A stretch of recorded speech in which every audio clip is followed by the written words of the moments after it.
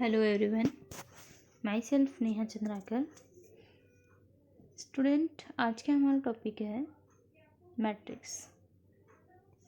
ये जो है ऐसा टॉपिक है जिसको हमने जो है लोअर क्लासेस में ही पढ़ लिया है, तो आपको जो है थोड़ा सा इसके बारे में नॉलेज ही होगा। लेकिन आज हम जो है इसके बारे में और भी जानेंगे कि मैट्रिक्स होता क्या है और इसके टाइप्स कितने होते हैं। इसके बाद हम जो है कुछ क्वेश्चन सॉल्व करेंगे मैट्रिक्स के, और हम आइगन वैल्यू और आइगन वेक्टर के बारे में पढ़ेंगे।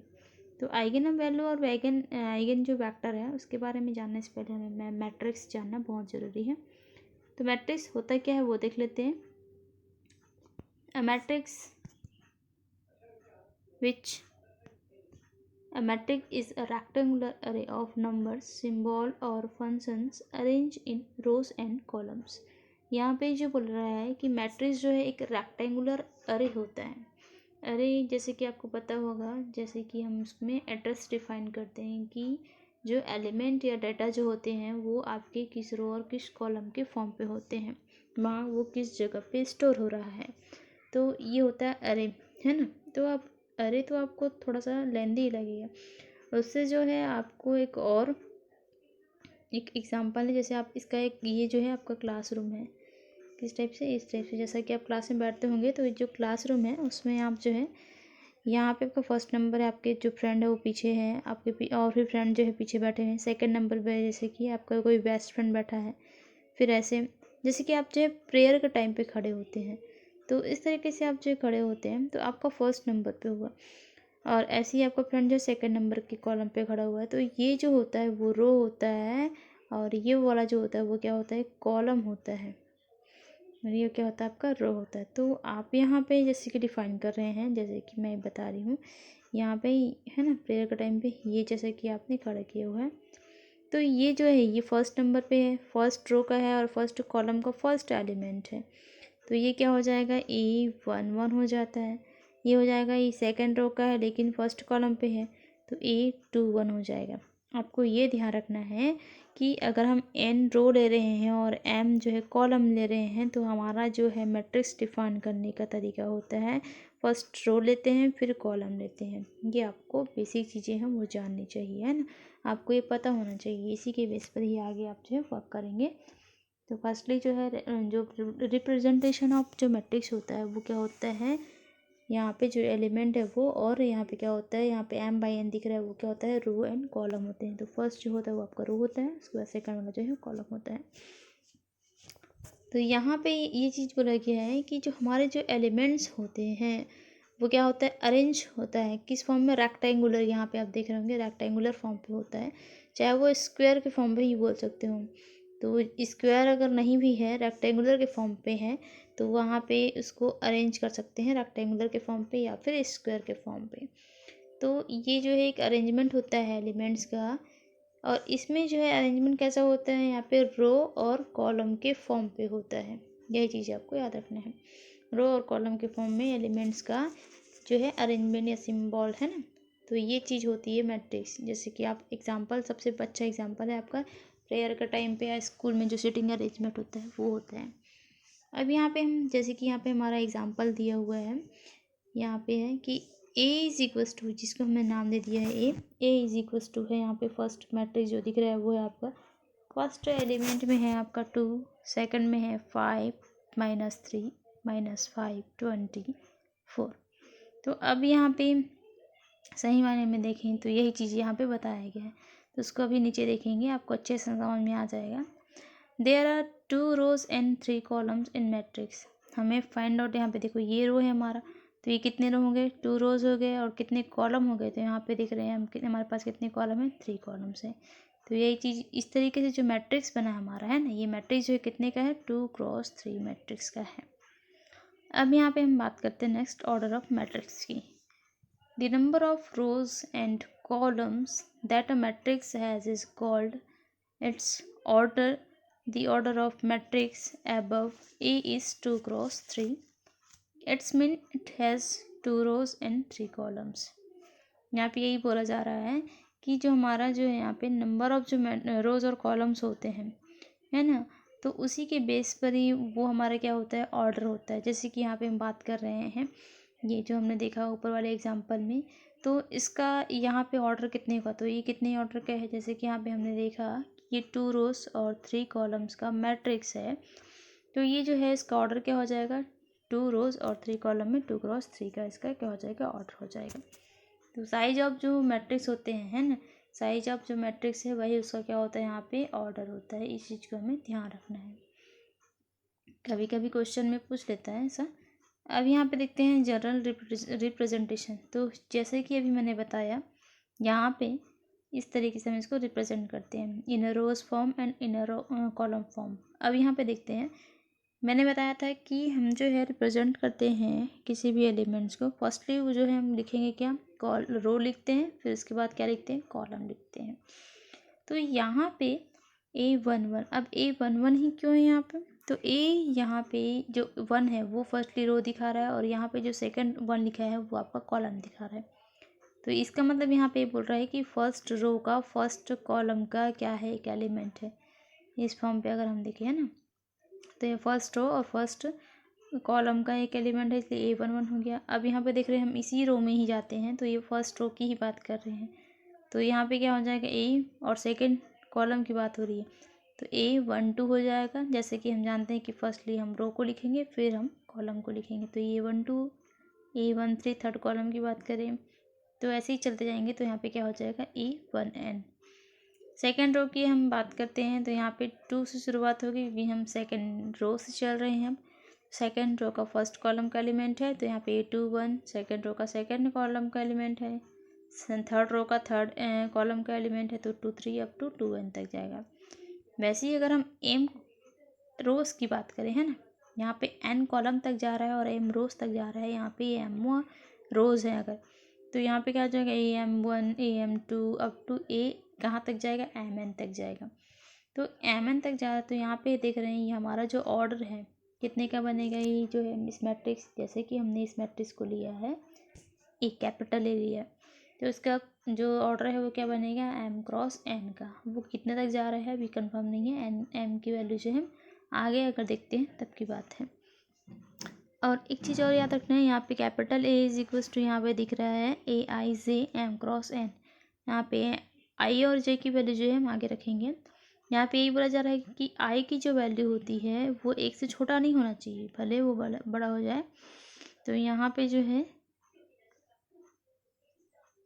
1 is less than I or equals to n, less than or equals to M, and 1 is less than, यहाँ पे है J is less than N है। नेक्स्ट हम बात करते हैं टाइप्स ऑफ मैट्रिक्स की। तो यहाँ पे स्पेशल टाइप्स ऑफ मैट्रिक्स में हम देखते हैं कि कौन कौन से और किस किस टाइप के मैट्रिक्स होते हैं। ये सब हमने जो है लोअर क्लासेस में आगे पढ़ लिया है, लेकिन ये बेसिक नॉलेज जो है आपको फिर से रिवीजन के तौर पर मैं बता रही हूँ, ताकि आपको ये रिमाइंड हो और कुछ भी चीज़ आपसे जो है मिस ना हो जाए।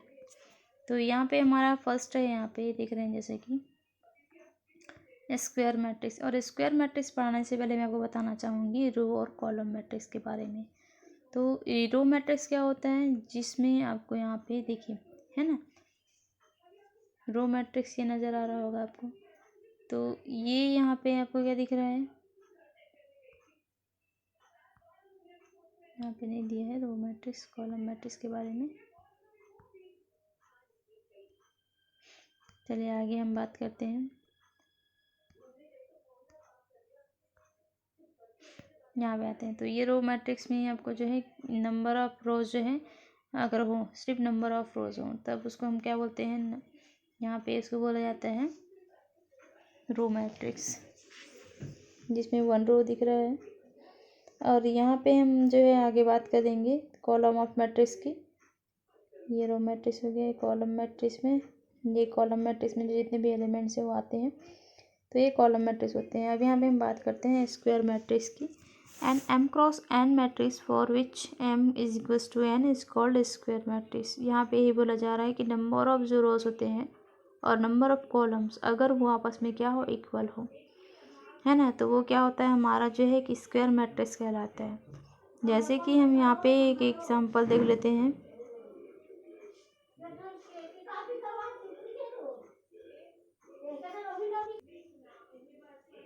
नंबर ऑफ रोज है, नंबर ऑफ कॉलम जो यहाँ पे देख रहे हैं हम कि 3x3 का मैट्रिक्स है। जैसे कि इसका हम आना चाहते हैं, ये जो मैट्रिक्स ए दिया गया है यहाँ पे जो है 3 रोज है और 3 कॉलम्स है।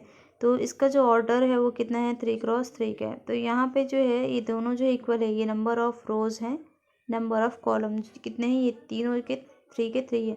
तो यहाँ पे जो है नंबर ऑफ रोज है ना और नंबर ऑफ कॉलम, ये दोनों क्या इक्वल है। तो ये कैसा मैट्रिक्स बन जाएगा, ये एक स्क्वायर मैट्रिक्स हो जाएगा जिसमें number of rose and number of column क्या होते हैं, इक्वल होते हैं। तो ये जो है आपका एक मैट्रिक्स हो गया। सेकंड मैट्रिक्स है डायगोनल मैट्रिक्स। तो यहाँ पे ये बोला जा रहा है a matrix in which all off diagonal elements are zero is called a diagonal matrix.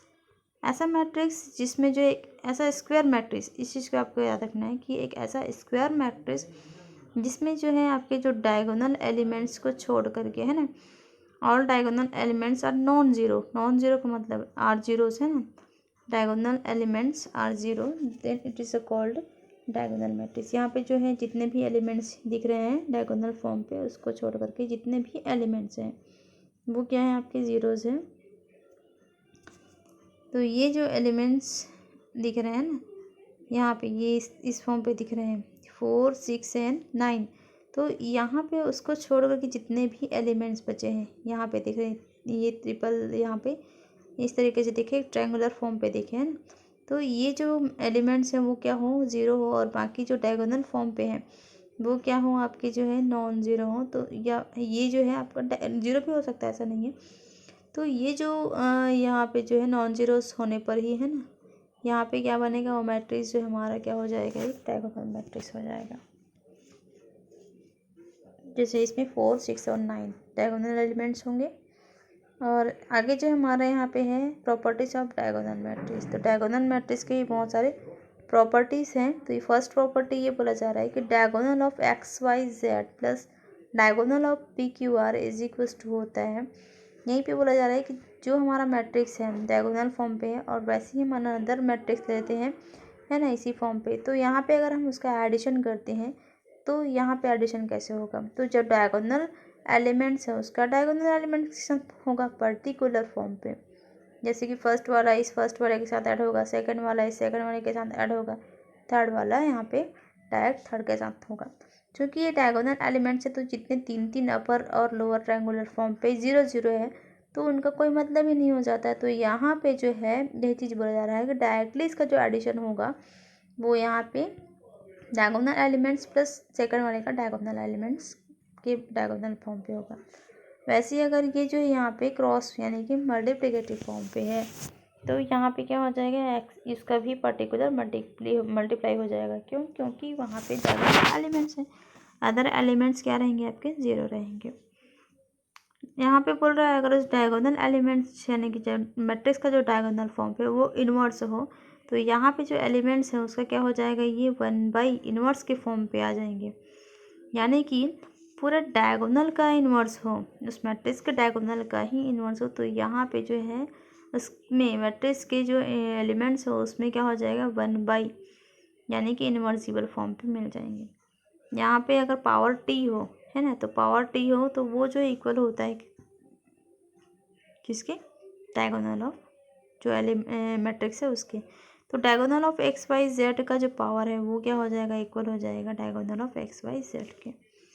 Diagonal of यहाँ पे अगर हम देखें होल, यहाँ पे जो है हमको दिख रहा है इसका पावर अगर है ना, यहाँ पे पावर 1 होगा, ये एक्चुअल में जो है ये 1 होगा। यहाँ पे देखिए पावर होल पावर यहाँ पे क्या दिख रहा है हमको, जो है पावर n दिख रहा है। तो यहाँ पे जो है क्या हो जाएगा, उसके एलिमेंट्स के पावर में हो जाएंगे। आइगन वैल्यू ऑफ डायगोनल यहाँ पे जो है डायगोनल एलिमेंट्स जो है एक्स वाई जेड का यहाँ पे मिलेगा हमको एक्स वाई जेड। डिटर्मिनेंट की अगर हम बात करें तो यहाँ पे जो है वो सिंपल एलिमेंट्स मिल जाएंगे, डायगोनल एलिमेंट्स की जगह में एक्स वाई जेड ही मिलेगा। तो ये कुछ प्रॉपर्टी है डायगोनल्स फॉर्म पे, आपको ये पता होने चाहिए। नेक्स्ट हम बात करते हैं स्केलर मैट्रिक्स की। Scalar matrix is a diagonal matrix with all diagonal elements being equal. यहाँ पे एक चीज़ बोला जा रहा है कि ये भी एक डायगोनल मैट्रिक्स होगा, लेकिन यहाँ पे एक चीज़ अलग मिलेगी कि जितने भी डायगोनल एलिमेंट्स हैं ना वो अगर वो इक्वल है। जैसे कि यहाँ पे हम देख रहे हैं कि ये जो एलिमेंट्स हैं वो कितने हैं, 4 4 4। डायगोनल एलिमेंट्स ही आपस में इक्वल है ना। और ये एक कैसा मैट्रिक्स है, एक स्क्वायर मैट्रिक्स है, और साथ ही साथ ये डायगोनल मैट्रिक्स भी है।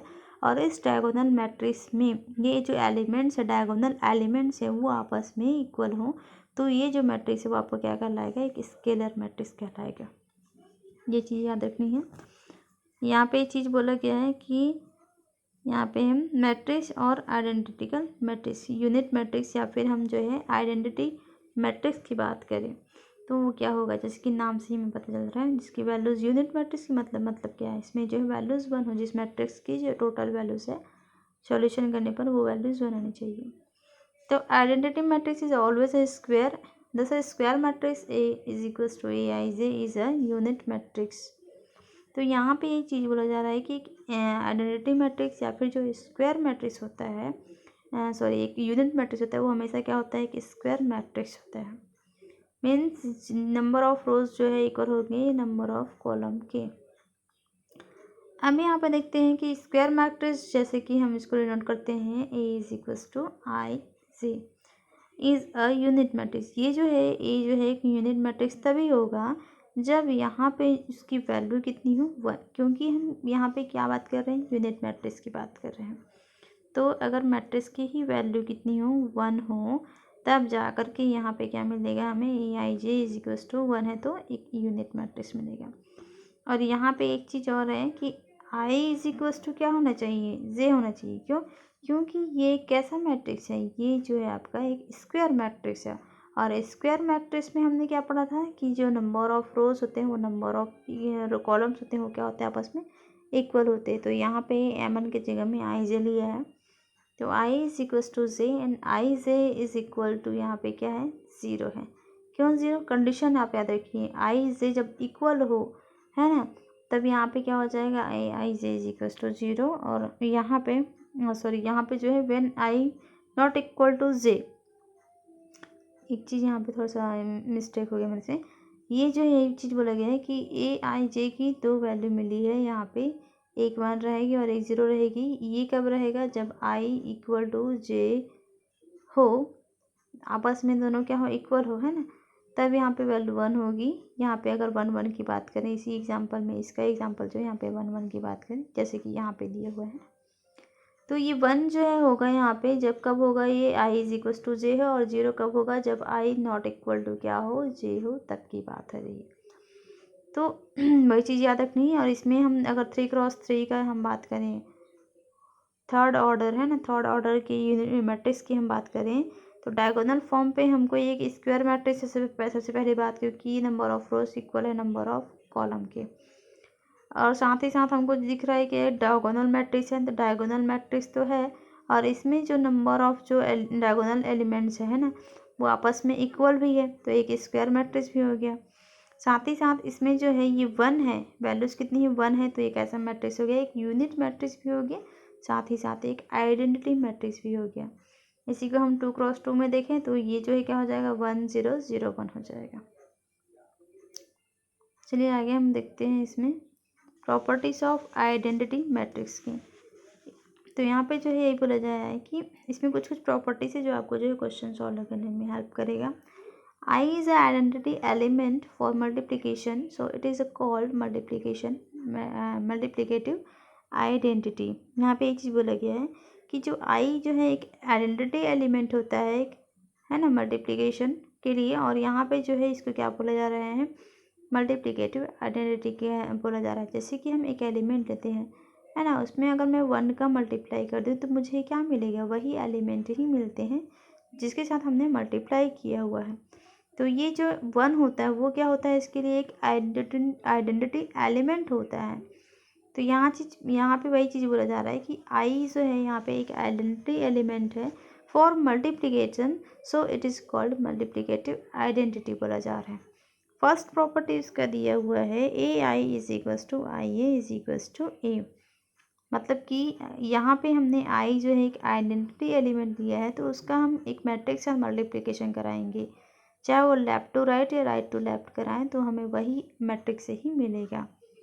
और यहाँ पे ये चीज़ बोला जा रहा है कि आई अगर एक आइडेंटिटी मैट्रिक्स हो तो उसमें हम कितने टाइम भी क्या कराएं, मल्टीप्लिकेशन कराएं, कितने टाइम भी, तो हमें वही मिलेगा, वही मैट्रिक्स मिलेगा जिसके साथ हमने मल्टीप्लिकेशन किया है।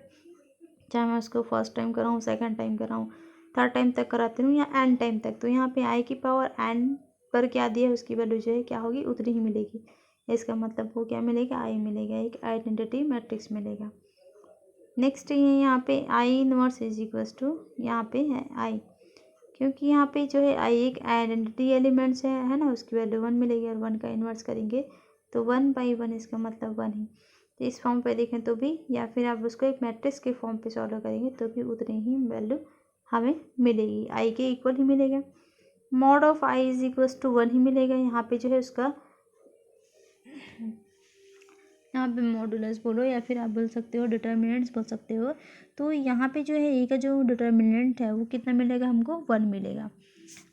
तो ये हो रह गया हमारा जो है, ये हो गया हमारा प्रॉपर्टीज ऑफ, यहाँ पे है आइडेंटिटी मैट्रिक्स की हम बात करें तो। नेक्स्ट है हमारा नल मैट्रिक्स। तो नल मैट्रिक्स में हम देखते हैं यहाँ पे नल मैट्रिक्स होता क्या है। नल नाम से ही जैसे कि हम जाते हैं वहाँ पे बोलते हैं कि नल नल है ना, पानी वाला नल नहीं है। नल मीन्स जिसमें हम जो है हमारा जो भी एलिमेंट्स डेटास बोलो वो पूरे के पूरे क्या हो, एम्प्टी हो, खाली, सॉरी एम्प्टी नहीं, उसमें जो वैल्यूज होंगी वो जीरोस होंगी, है ना। तो यहाँ पे यही चीज़ बोला जा रहा है कि जो हमारा मैट्रिक्स होगा the m cross n matrix उस elements are zero is called null matrix, जिसमें जो नंबर ऑफ एलिमेंट्स होंगे वो क्या होंगे, ज़ीरो होंगे। तो यहाँ पे नंबर ऑफ, जैसे कि हम 3x3 की बात करते हैं, एक हमारे पास जो है 3x3 का एक मैट्रिक्स है, तो इसमें जो है नंबर ऑफ जो एलिमेंट्स हैं, इसमें जो है मैट्रिक्स में नंबर ऑफ जो एलिमेंट्स लिए हमने सारे के सारे क्या हों, ज़ीरो हों। तो ये क्या कैसा मैट्रिक्स होगा, 3x3 के लिए एक नल मैट्रिक्स होगा। वैसे ही ऑर्डर 2x2 की हम बात करें तो यहाँ पे भी कैसा होगा, 0 0 0 0, एक नल मैट्रिक्स होगा।